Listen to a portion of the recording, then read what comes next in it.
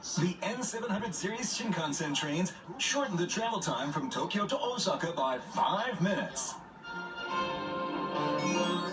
Its revolutionary system for running along curves at high speeds was made possible by the craftsmanship of small-scale factories.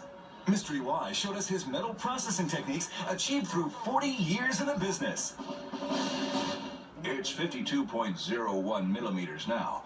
I'm scaling it down to 50 millimeters.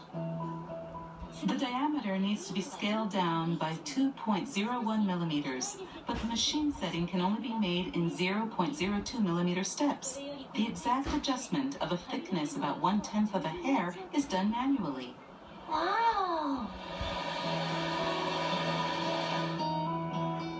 The finished component is measured. It is exactly 50 millimeters. Incredible!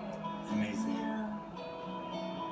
Trimming this and trimming this make different sounds.